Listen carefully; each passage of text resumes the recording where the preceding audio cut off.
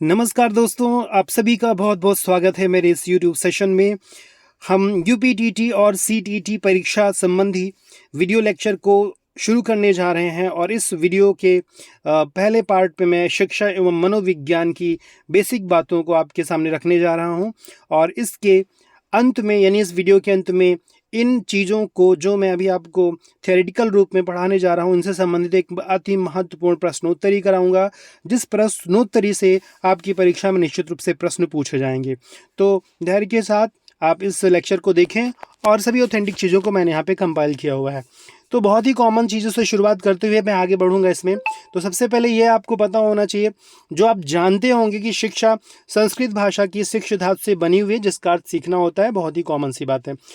याद रखने वाली बात यह है कि एजुकेशन शब्द जो है, जो अंग्रेजी का शब्द है, ये किस भाषा से बना हुआ है। तो एजुकेशन शब्द लैटिन भाषा के एजुकेटम या एजुकेयर शब्द से बना हुआ है। ये महत्वपूर्ण बात है, इस पे प्रश्न पूछा गया है कि एजुकेशन शब्द लैटिन भाषा से है, फ्रेंच भाषा से, इंग्लिश भाषा से, किस भाषा से है। तो एजुकेशन शब्द लैटिन भाषा से बना हुआ है, जो एजुकेटम या एजुकेयर है, और इसका अर्थ वही होता है जिसका अर्थ शिक्षा होता है, यानी कि नेतृत्व करना, आगे बढ़ाना, बाहर लाना। तो ये चीज़ एकदम कॉमन है और ये पता होना ज़रूरी होता है कि किस भाषा का है। तो ये याद रखना है कि ये लैटिन भाषा का है। अब हम शिक्षा की कुछ कॉमन सी परिभाषाओं को देख लेते हैं जो कभी कभी पूछ ली जाती हैं, तो हमें पता होना चाहिए। जैसा कि पहला आप देख पा रहे होंगे, सबसे कॉमन, सबसे क्लासिक, सबसे ज़्यादा फेमस सा विद्या या विमुक्त है। हर जगह लिखा होता है विद्यालयों में और बहुत उच्च संस्थानों में, सा विद्या या विमुक्त है, अर्थात विद्या वो है जो हमें मुक्ति दिलाए। ये वास्तव में सबसे सटीक परिभाषा कही जा सकती है। और इस परिभाषा के जो है, अगर विद्वान की बात करें तो शंकराचार्य ने ये परिभाषा दी थी, शंकराचार्य के द्वारा दी गई है, तो याद रखना है। और उसके बाद स्वामी विवेकानंद की परिभाषा भी बहुत महत्वपूर्ण है, जो पूछी जाती है, मनुष्य की अंतर्निहित पूर्णता को व्यक्त करना शिक्षा है। मनुष्य की अंतर्निहित पूर्णता को व्यक्त करना शिक्षा है, स्वामी विवेकानंद की परिभाषा याद रखिएगा। और ये तो सबको पता ही होगा, जो कि अरस्तु की परिभाषा है, स्वस्थ शरीर में स्वस्थ मस्तिष्क का निर्माण करना ही शिक्षा है। ये अरस्तु की बहुत ज़्यादा फेमस, ऑफ्ट रिपीटेड, आप इसको सुने होंगे, देखे होंगे। और महात्मा गांधी की परिभाषा भी उतनी ही महत्वपूर्ण है जितनी कि विवेकानंद की है। तो शिक्षा से मेरा अभिप्राय बालक तथा मनुष्य के शरीर, मस्तिष्क तथा आत्मा के सर्वांगीण विकास से है, सर्वांगीण विकास से है। तो महात्मा गांधी का जो शिक्षा के प्रति नज़रिया था वो सर्वांगीण विकास को लेकर के था, ये बात याद रखेंगे। तो ये जब परिभाषाएं आएंगी तो इनको आसानी से आप कर पाएंगे। और एक बहुत ही फेमस मनोवैज्ञानिक है हर्बर्ट स्पेंसर, तो इनकी भी परिभाषा कभी पूछ ली जाती है, तो याद रखना होगा आपको कि इन्होंने कहा कि शिक्षा का अर्थ अंतःशक्तियों का बाह्य जीवन से समन्वय स्थापित करना है। ये भी बहुत महत्वपूर्ण और रिलेवेंट परिभाषा है, तो हर्बर्ट स्पेंसर याद रखेंगे। और इसके आगे हम बढ़ेंगे, हम आते हैं मनोविज्ञान पे। तो मनोविज्ञान मन का विज्ञान है कि व्यवहार का विज्ञान है कि आत्मा का विज्ञान है, इन चीज़ों को हम यहाँ समझेंगे।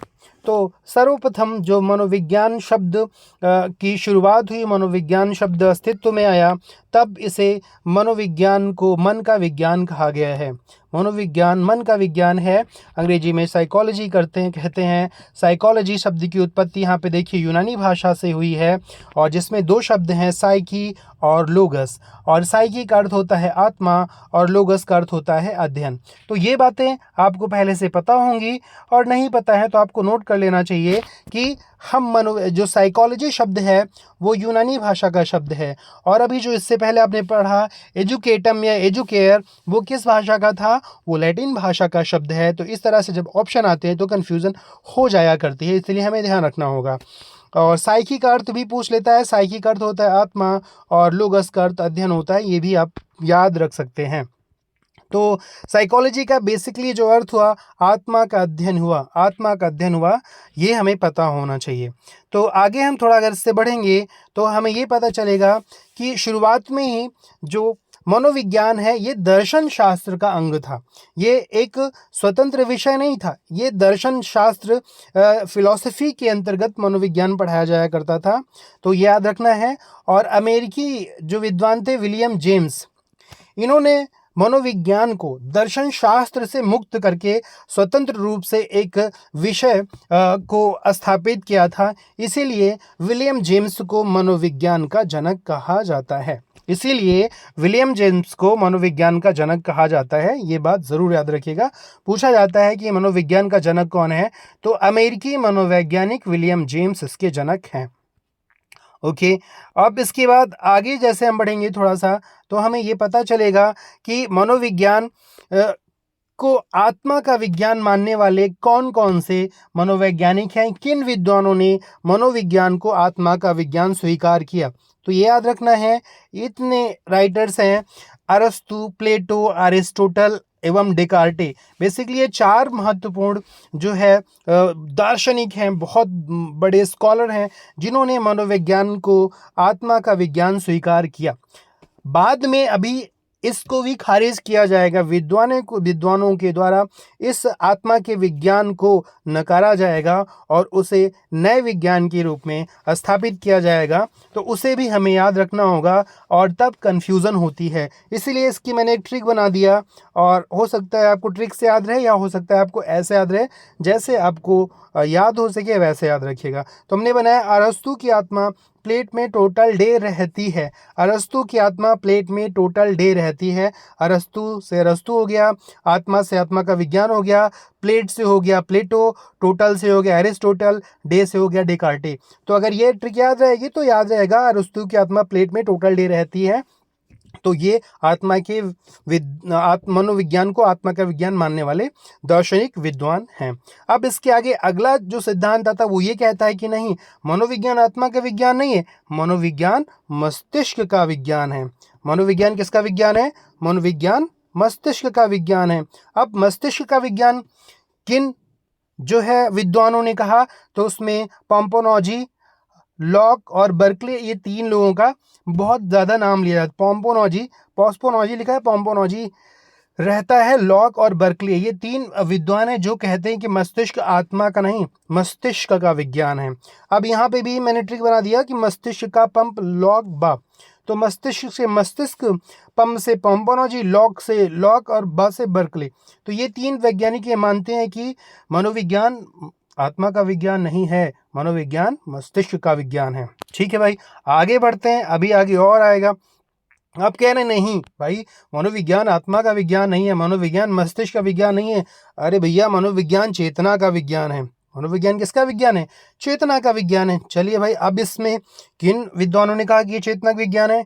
तो इसमें विलियम जेम्स है, विलियम वुंट है, वाइब्स है और जेम्स सल्ली हैं। तो ये कह सकते हैं कि आधुनिक मनोवैज्ञानिक हैं या चर्चित मनोवैज्ञानिक है विलियम जेम्स, जिन्हें मनोविज्ञान का जनक भी माना जाता है। उन्होंने कहा कि ये चेतना का विज्ञान है। और तो चेतना के लिए भी फिर यहाँ ट्रिक मैंने बना दिया, चेतना William Wundt James vibes B से मिली। ठीक है, चेतना Bill Wundt James vibes B से मिली, या बी सिली, सॉरी। तो ये एक ट्रिक थी जिसे मैंने पहले कभी बनाया था, तो उसको अभी अगर आप इस तरह से समझें या याद कर पाएँ कि चेतना Bill Wundt James vibes B silly, चेतना Bill Wundt James vibes B silly. ठीक है, तो थोड़ा बहुत आपको इसको कभी कभी कोई ट्रिक भी हमें बोरिंग लगती है, तो लेकिन वो अपने हिसाब से आप इसको याद कर पाएँ तो अच्छा है, नहीं तो इसको एज इट इज़ याद रख लीजिएगा। सबसे ज़्यादा महत्वपूर्ण है कि मनोविज्ञान व्यवहार का विज्ञान है। यहाँ आकर के मनोविज्ञान ठहरता है। मनोविज्ञान वास्तव में आधुनिक परिभाषा के रूप में इसको जब हम देखते हैं तो मनोविज्ञान वास्तव में व्यवहार का विज्ञान है कि हमारे व्यवहार में क्या चीज़ें हैं, हम किस तरह से व्यवहार करते हैं, किस तरह से रिएक्ट करते हैं, वही वास्तव में मन का विज्ञान है। इसको स्थापित करने वाले, इस कॉन्सेप्ट को देने वाले वॉटसन, वुडवर्थ, स्किनर, मन, क्रो एंड क्रो और मैकडूगल, ये जितने भी नए नाम, जितने भी मनोविज्ञान में विद्वानों को आप पढ़ते हैं या इनको आधुनिक मनोवैज्ञानिक कह लीजिए, इन लोगों ने कहा कि नहीं भाई, ना तो आत्मा, ना तो चेतना, ना तो मस्तिष्क, वास्तविक अर्थ में मनोविज्ञान व्यवहार का विज्ञान है। तो याद रखना होगा। तो ये तो ट्रिक की बहुत ज़रूरत नहीं है, लेकिन फ़िलहाल इसमें भी मैंने दे दिया है। व्यवहार में मैड वुडमैन की स्किन क्रो के जैसी हो गई। जब कोई व्यवहार में मैड हो गया, और वो कौन था? वुडमैन था, तो उसकी स्किन क्रो की जैसे हो गई। तो व्यवहार से व्यवहार हो गया, मैड से हो जाएगा क्या? वुडमैन से आप जानते हैं वुडवर्थ हो जाएगा, और मैन से हो जाएगा मन हो जाएगा, स्किन से स्किनर हो जाएगा, क्रो से क्रो हो जाएगा। तो इस तरह से इसको भी आप याद रख सकते हैं। तो ये अब कुछ और परिभाषाएं जिन्हें हमें इस चैप्टर में याद रखना होता है, जिनसे प्रश्न पूछा जाता है, वो क्या होगा? आप देख पा रहे होंगे कि हम यहाँ पे मनोविज्ञान आचरण एवं व्यवहार का यथार्थ विज्ञान है। फिर चूंकि यहाँ पे देखिए ये मैकडूगल की परिभाषा है ना, और यहाँ भी मैकडूगल का नाम है। तो मैकडूगल ने तो व्यवहार का विज्ञान ये माना है, लेकिन थोड़ा सा और इसको इन्होंने कह लीजिए कि और थोड़ा विस्तृत किया, व्यवहार के साथ साथ आचरण को भी इन्होंने इसमें ऐड कर लिया है। तो मनोविज्ञान आचरण एवं व्यवहार का यथार्थ विज्ञान है, ये पूछा जाए तो मैकडूगल की परिभाषा है, क्योंकि मैकडूगल व्यवहार वाली श्रेणी में आते हैं। तो मुझे उम्मीद है ये सारी चीज़ें आपको याद हो जाएंगी। और इसी में से एक और वॉटसन की परिभाषा है जो आप देख रहे होंगे कि मनोविज्ञान व्यवहार का धनात्मक विज्ञान है। देखिए व्यवहार वाले में ही वॉटसन थे, तो यहाँ पे ये कह रहे हैं धनात्मक विज्ञान है। तो ये परिभाषा भी आपके लिए, आपकी परीक्षा के लिए महत्वपूर्ण है। इसीलिए इन सारी परिभाषाओं को, इन सारे कॉन्सेप्ट को आपको बार बार देख करके इन्हें याद करना होगा। शिक्षा में मनोविज्ञान को प्रारंभ करने का श्रेय, जब हम एजुकेशन के क्षेत्र में कहेंगे, शिक्षा के क्षेत्र में मनोविज्ञान की शुरुआत की बात करेंगे, तो शिक्षा में मनोविज्ञान के प्रारंभ करने का श्रेय सामाजिक समझौतावादी, राजनीतिक, प्राकृतिकवादी विचारक रूसों को जाता है। यानी रूसों ने शिक्षा में मनोविज्ञान की शुरुआत की कि भाई जो मन का विज्ञान है उसे शिक्षा में प्रतिस्थापित किया जाए, शिक्षा में उसके रोल को निश्चित किया जाए। तो ये भी बहुत महत्वपूर्ण है जिसे आपको याद रखना होगा। और मनोविज्ञान रूसों की बहुत फेमस, वर्ल्ड रिनाउंड कह लीजिए कि पूरे विश्व में ख्याति लब्ध एक पुस्तक है जिसका नाम है एमिल। तो रूसों ने अपनी पुस्तक एमिल में शिक्षा शास्त्रियों का ध्यान बालक की ओर आकृष्ट किया। उन्होंने कहा कि भाई शिक्षा को अगर वास्तविक अर्थ में व्यापक स्तर पे पहुंचाना है तो हमें बालक के प्रति, बालक को सेंटर में रख करके, बालक को ध्यान में रख करके शिक्षा व्यवस्था को हमें बनाना होगा। इसके बाद अगला तथ्य जो महत्वपूर्ण है, जो पूछा गया है, आप पेपर देखे होंगे तो वहाँ ये क्वेश्चन मिल जाएगा कि national society of college teachers of education, national society of college teachers of education संस्था कहाँ की है, ये कहाँ है? तो पहली चीज़ तो ये अमेरिका में है। 20वीं शताब्दी में शिक्षा मनोविज्ञान को एक स्वतंत्र विषय के रूप में मान्यता मिली थी यहाँ पे। तो ये भी याद रखिएगा, सिर्फ इतना कि ये कहाँ है, अमेरिका में है। 20वीं शताब्दी में इसको प्रतिस्थापित किया गया था। अमेरिकी मनोवैज्ञानिक एडवर्ड एल थॉर्नडाइक, जिनको हम थॉर्नडाइक के नाम से जानते हैं, इनका एडवर्ड एल थॉर्नडाइक नाम है, इनको प्रथम शैक्षिक मनोवैज्ञानिक माना जाता है। ये प्रश्न भी बहुत ज़्यादा महत्वपूर्ण है, अति महत्वपूर्ण है कि प्रथम शैक्षिक मनोवैज्ञानिक कौन है? तो थॉर्नडाइक हैं। मुझे उम्मीद है याद रखेंगे, ये कई बार पूछा गया क्वेश्चन है, कई बार ये पूछा जाता है। आगे बढ़ते हैं। अब यहाँ देखिए, तो थॉर्नडाइक की हमने बात किया। तो थॉर्नडाइक ने अपनी पुस्तक शिक्षा मनोविज्ञान जो 1913 में आई थी, थॉर्नडाइक की पुस्तक का नाम है शिक्षा मनोविज्ञान, ये याद रखना है। इन्होंने अधिक व्यवस्थित ढंग से मनोविज्ञान पर चिंतन प्रारंभ किया, यानी कि सिर्फ इतना याद रखिए कि शिक्षा मनोविज्ञान पुस्तक किसकी है? तो थॉर्नडाइक की है। रूसो ने प्लेटो की पुस्तक, अब यहाँ पे याद रखना है कि ये जो पुस्तक है रिपब्लिक, किसकी पुस्तक है? प्लेटो की पुस्तक है। एमिल किसकी पुस्तक है? रूसो की पुस्तक है। तो ये याद रखना होगा। तो रिपब्लिक जो पुस्तक है प्लेटो की, इसको रूसो ने न्याय शास्त्र ना मानकर शिक्षा शास्त्र का ग्रंथ माना था। तो ये बात याद रखना होगा कि किसने प्लेटो की पुस्तक रिपब्लिक को शिक्षा शास्त्र का ग्रंथ माना था, ये याद रखना है। तो ये रूसो ने कहा था। लेकिन स्किनर ने शिक्षा मनोविज्ञान का प्रारंभ अरस्तु से माना। लेकिन जब स्किनर की बात करेंगे तो स्किनर ने कहा नहीं, अरस्तु ही शिक्षा मनोविज्ञान के प्रारंभ करने वाले हैं। तो ये चीज़ थोड़ा सा फैक्ट हैं जिन्हें आपको याद रखना होगा, इन पे कभी कभी प्रश्न बन जाता है। आगे बढ़ते हैं। मनोविज्ञान का जन्म दर्शन शास्त्र के अंग के रूप में अरस्तु के समय में हुआ था, वो आप जान रहे हैं। वॉटसन, अब ये भी वॉटसन वाला तथ्य भी याद रखिएगा, बहुत महत्वपूर्ण है। वॉटसन ने मनोविज्ञान को व्यवहार का शुद्ध विज्ञान माना है। व्यवहार का विज्ञान तो वॉटसन ने भी माना है, और मैकडूगल ने माना है, वुडवर्थ ने माना है ना, जितने भी क्रो ने माना है, क्रो ने माना है। लेकिन शुद्ध विज्ञान की बात करेंगे तो वॉटसन ने मनोविज्ञान को व्यवहार का शुद्ध विज्ञान माना है। ये बहुत महत्वपूर्ण तथ्य है।